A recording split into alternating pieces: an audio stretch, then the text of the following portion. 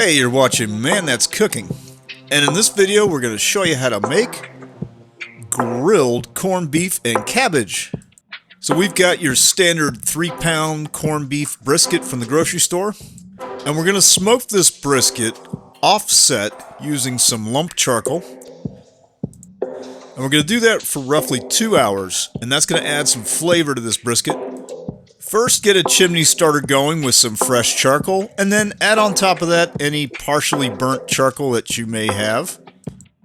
Use your favorite starter, this is a tumbleweed, and get that chimney going. And by the way, if you've seen this basket before, you probably know that it gets clogged. It's not the best for long cooks, so we don't recommend using this. Lesson learned. Just use charcoal right onto the open grill. And once your grill temp is about 270, go ahead and add that brisket. This has the spice packet ground up and placed on top. And after 2 hours, go ahead and place it into a lasagna pan. Then add 1 can of beef broth and then about a half bottle of Guinness Stout. If you have a temperature probe system, add one of those and set the alarm to 175 Fahrenheit. Then cover it with foil. Now it's going to braise in this delicious liquid, and you can move it a little bit closer to the fire, especially if your beer is ice cold. Add more charcoal if needed, and if you have one of these ambient temperature probes, set it up to monitor your cook. Alright, when the alarm hits, we're going to wrap this up and keep it warm. As you can see, this grill doesn't have enough room to cook both the beef and the veggies that you'll see in a moment. So we're just going to keep this warm in a cooler. We're going to have this wrapped in a towel. And if you want, you could put it in an oven. You can use the same lasagna pan and wrap it back up with foil. Put your oven on low, 170 or 200. And that'll keep it warm while the veggies cook. And be careful of any red-headed Irish dogs that might try to steal that brisket. Now it's time to cook the veggies. So this is about 12 ounces of baby carrots getting added to this pan with the juices.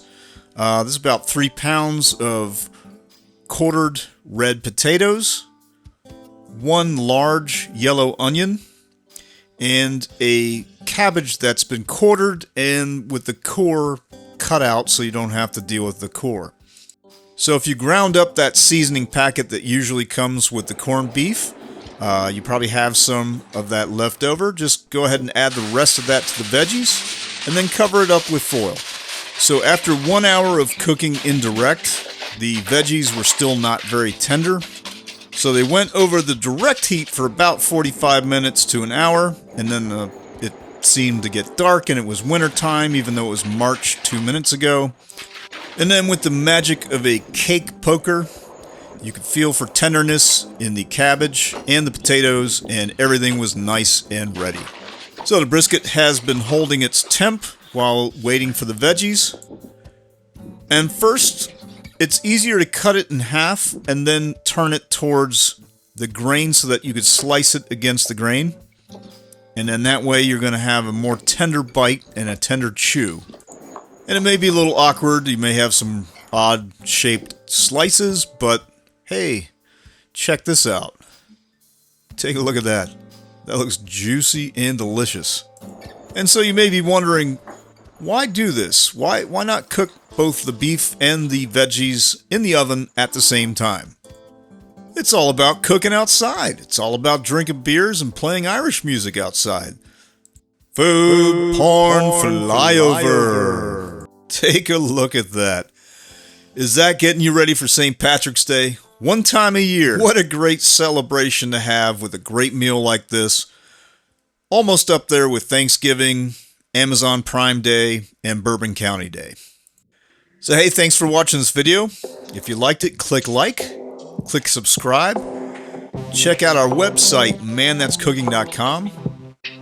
Check out our Guinness beef stew recipe. Check out our other corned beef recipes. We've got slow cooker style, we've got sous vide style, we've got smoked pellet smoker style, Dutch oven corned beef and cabbage. We got it all. If you make this recipe, let us know in the comments section how it turned out.